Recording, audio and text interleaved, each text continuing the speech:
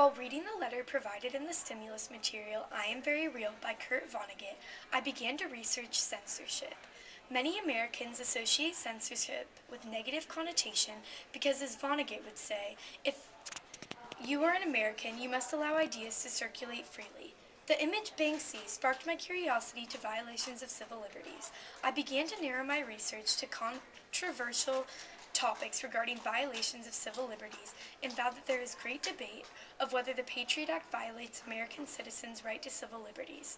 Many Americans feel as if it violates their privacy.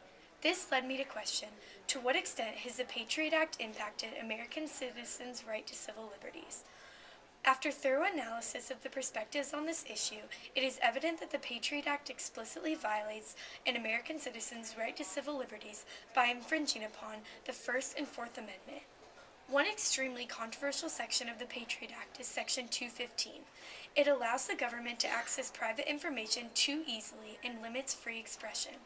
This section of the FBI allows them to obtain tangible things. Section 215 has already violated citizens' right to civil liberties. Jamil Jaffer, a human rights and civil liberties attorney, argues that if people think the government is constantly watching what they do, people will stop searching and reading, thus silencing important discussion. With the inclusion of Section 215, people are unable to exercise their right to free speech.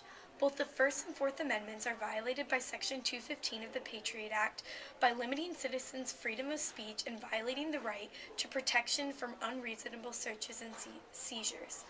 Another section of the Patriot Act, Section 505, has caused citizens to question their civil liberties. Two specific lawsuits where judges ruled that Section 505 violates First Amendment rights will be talked about. U.S. District Judge Victor Murillo from New York ruled that an unlimited government warrant to conceal has no place in our open society. Disclosure of personal information does not belong in our society. U.S. District Judge Janet Hahn from Connecticut shows she agrees with Murillo when she lifted a gag order on librarians who got an NSL from the FBI asking for computer records. Section 215 and 505 support that the Patriot Act violates American citizens' right to civil liberties, although some argue that the Patriot Act has been successful. John Ashcroft, Attorney General for President Bush, argues that Americans' national security policies contained fatal flaws prior to the Patriot Act and that there has been a wall between law enforcement and intelligence agencies preventing coordination needed to prevent terrorist plots. This argument is weak because it fails to address the loss of civil liberties American citizens have felt with the implementation of this act and how it violates their First and Fourth Amendment rights. Provisions must be made to the Patriot Act to better protect citizens' civil liberties. Lewandowski, creator of the First Amendment Cyber Tribune, suggests a new version of the Patriot Act that removes 11 sections of the Patriot Act.